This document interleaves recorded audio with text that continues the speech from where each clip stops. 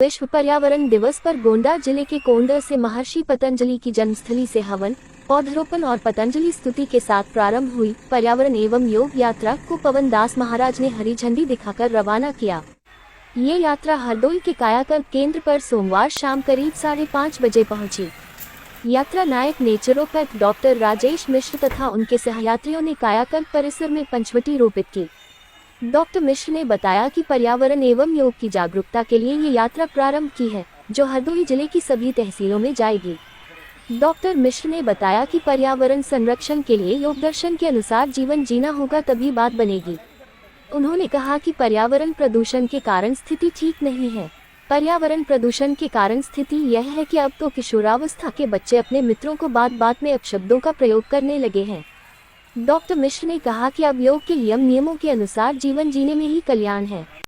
यात्रा के पहुंचने पर पंचवटी वट, पीपल, बेल, आंवला, अशोक रोपित की गई। इस अवसर पर मौजूद DIO के दुबे ने कहा कि यह यात्रा महत्वपूर्ण है। सहयात्री के रूप में डॉक्टर श्रुति दिलीरे, डॉक्टर अभिषेक पांडेय, शिक्षक नंद किशोर सागर, गोविंद गुप्ता, मुदित त्रिपाठी और रेखा गुप्ता साथ रहे।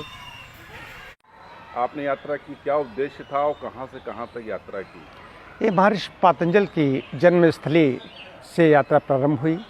महर्षि पतंजल की जन्मस्थली गोंडा के कोडर में है। ये वजीरगंज ब्लॉक भी है, थाना भी है, उसके अंतर्गत आता है।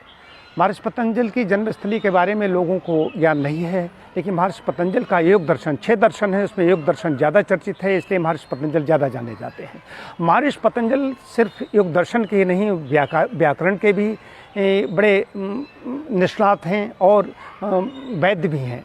तो 3 प्रकार से उन्होंने चित्त की शुद्धि के लिए भी बात कही, मल जो शरीर के अंदर विकार हैं उनकी भी शुद्धि की बात कही और वाणी की शुद्धि की बात कही। ये तीनों विधाएं उनके पास थीं, इसलिए उनको स्तुति की जाती है, उसमें प्रणाम किया जाता है। यात्रा महर्षि पतंजल को और उनके योग को, उनका योग तो आजकल से चला आ रहा है, लेकिन उनका जो एक दर्शन है, अष्टांग योग है, यदि अष्टांग योग के अनुसार हम चलेंगे तभी पर्यावरण की रक्षा होगी। आज विश्व पर्यावरण दिवस है और अंतर्राष्ट्रीय योग दिवस तक का एक अभियान मैं इसलिए चला रहा हूँ। पंचवटी भी यहाँ पर कायाकल्प केंद्र में पहुँचकर मैंने रोपित कर दी।